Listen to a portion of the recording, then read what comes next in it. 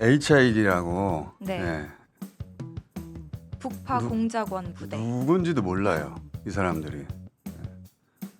이제 전쟁이 나면 적진에 침투해서 요인 암살하는 그야말로 특수부대인데 일단 그 체포 대상 홍장원 국정원 1차장이 다음날 아침에 이렇게 와서 얘기했다고 하는 체포 대상 다시 한번 들어봅시다.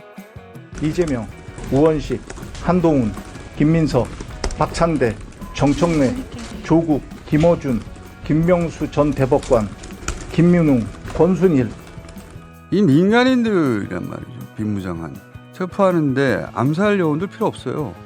특전사 대테러 부대 707 특임단 이 양반들도 엄청난 엘리트들입니다. 예, 기밀부대고 이 양반들이 투입됐잖아요. 네. 마음만 먹으면 간단하게 잡을 수 있어요. 국회로 갔단 말이죠. 707 특임단 이 사람들도 신원을 몰라요. 일반적으로는. 근데 이 사람들이 그 국회에서 150명 해제 요건이 되지 않도록 만들라는 명령 받았다고 어제 김현태 특수전사령부 707 특임 단장이 기자회견을 열고 현장 밝혔습니다. 지한 양반이 직접 나와서 얼굴 밝히고 네. 기자회견 했단 말이죠. 잠깐 들어봅시다. 국회의원들이 모이고 있단다. 뭐 150명을 넘으면 안 된단다. 막아라. 안 되면 들어가서 끌어낼 수 있겠냐.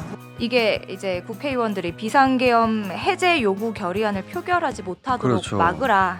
그러면 막은 다음에 그 사람들 풀어줍니까? 국회의원들? 체포하라는 거거든요. 그리고 체포하면 어떻게 되느냐. 방첩사 데리고 갔을 거라고 홍정은 국정원 1차장이 방첩사령관한테 들었다고 얘기하고 그걸 이제 김병기 의원이 브리핑 때 얘기했죠. 들어봅시다. 1차 검거, 2차 검거 대상자를 축차적으로 검거할 예정이며 방첩사에 있는 구금시설에 구금해 조사할 예정이다. 이렇게 얘기를 갖다가 했다고 합니다. 저렇게 데려갈 계획이 있었어요. 그리고 실제 시민들이 그렇게 많이 결집하지 않았고 그렇게 신속하게 해제가 되지 않았다면 체포해서 데려갔겠죠. 방첩사로.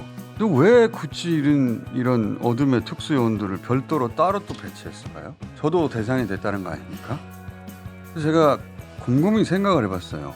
최정예 부대가 이미 국회에 도착해 있어요. 근데 이 HID를 국회 상황 보고 배치한 게 아니라 미리 배치해줬다는 거거든요. 이중 배치잖아요. 이미 최정예를 투입해놓고 그들보다 더 어둠의 특수부대, 암살 부대를 준비시켰다? 체포를 위해? 뭐하러? 자, 계엄을 기획하고 반드시 성공시켜야 하는 그들 입장으로 돌아가 보자고요. 그들도 실패하면 죽는 거예요. 그러니 성공하기 위해 모든 수단을 준비했을 텐데 처음에는 국지전을 계엄의 명분으로 삼으려고 했어요. 왜냐하면 계엄법이 그렇거든요. 계엄법이 전시, 사변을 선포 요건으로 정하고 있단 말이에요. 그래서 처음에는 국지전을 만들어내려고 노력했어요. 오물풍선 원점 타격하라. 오물풍선 같은 경우에는 윤석열 대통령이 비상계엄을 선포하기 약 일주일 전에 김용현 당시 국방부 장관이 김명수 합참의장에게 북에서 오물풍선이 날아오면 경고 사격 후 원점 타격하라 이렇게 지시했다고 풍선이 합니다. 날아온 곳으로 네.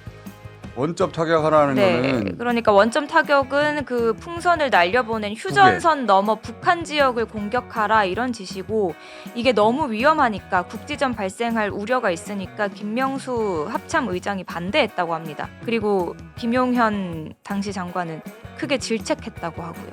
여기 한 일주일 전 상황이면은 요거보다 한 달 전쯤에는 어느 날 갑자기 북의 무인기 이야기가 나왔죠. 그 평양에 고위 간부들이 사는 지역이에요. 여기 무인기를 투입해서 자극했는데 북한이 반격하지 않았죠.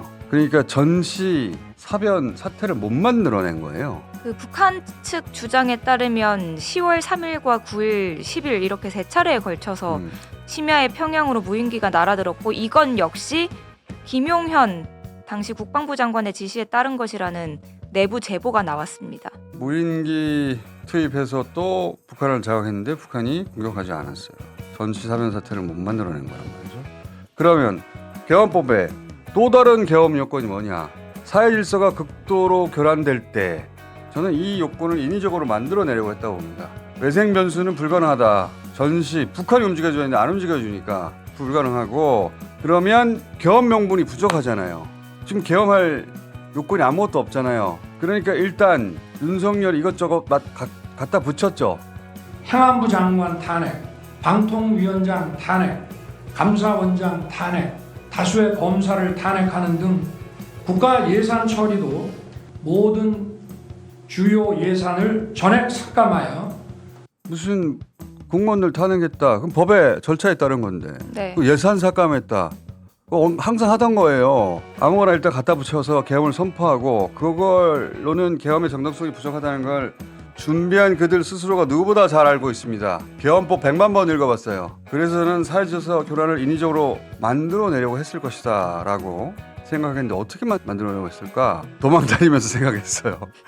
이걸로는 부족한데? 절대로 안 되는데? 그러면 당연히 전국적인 시위가 일어날 텐데 사회 질서 교란 상황을 저는 인위적으로 만들어내려고 했을 거라고 봤는데 707 특임대가 이미 체포를 목적으로 투입됐는데 어디선가 별도로 대기하던 HID가 저는 그들 중 가장 먼저 체포한 그들 중 일부를 암살한다. 그러니까 HID의 임무는 707 특임대도 모르는 거죠. 그 과정에서 교절이 일어날 수도 있죠. 그러면 특임대는 공개적으로 나왔어요. 카메라도 찍혔고 국회에 나왔고. 근데 HID는 몰랐어요. 특임대도 모르겠죠. 교절이 일어날 수도 있을 거라고 봅니다. 그 사이에 죽어요, 몇 사람이. 충격과 공포, 혼란.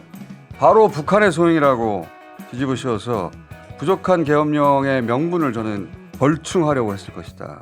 그렇지 않다면 707 특임대라고는 대한민국 최정예 부대가 이미 갔는데 HID라고 하는 가장 비밀스러운 암살 부대를 별도로 다른 곳에 대기시킬 이유가 없다. 제 추정입니다. 그리고 이틀째 또 계획이 있었다는 거잖아요. 네. 지방에 주둔한 707 13공수 서울로 진입할 계획이었었다는 거죠. 이거가 특전사 간부의 제보로 네. 어제 JTBC 방송을 탔는데 이 내용을 잠깐 들어봅시다.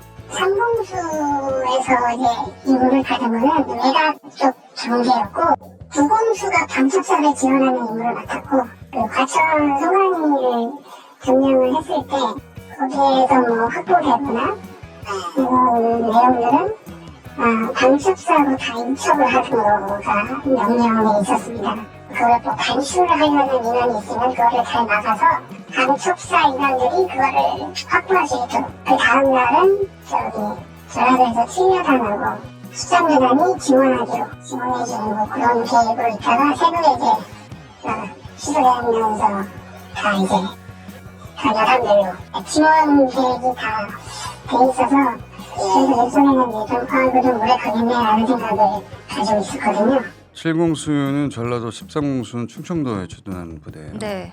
왜 이렇게 많은 공수부대가 필요했을까? 총기 소유가 불가능한 우리나라에서 시위 얘기하는데 경찰 가포 비상 때리면요 전국 경찰 다 동원할 수 있거든요. 일반 시위 집회 다 통제됩니다. 더군다나 계엄령 하잖아요. 저는 인위적인 사회질서 교란을 만들어내려고 했다면 저는 했다고 봅니다.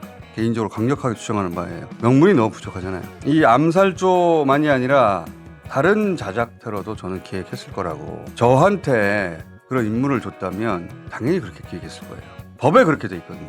계엄법에. 혼란이 더 많을수록 사회 질서는 교란되는 거고 계엄 욕구는 충족되는 거예요. 그게 폭탄 테러인지 화생방 테러인지 뭔지 모르겠지만 그런 테러를 곳곳에 재행하고 그로 인해 사회적 공포 혼란 일어나고 그 빌미로 수많은 공수부대가 필요하고 주요 목지점을 점거할 것이고 그래서 어떤 시위나 반대 목소리도 불가능한 분위기 광주가 필요했던 것처럼 사회 전반에 형성되도록 만들려고 했을 것이다 라고 저는 강력하게 추정합니다.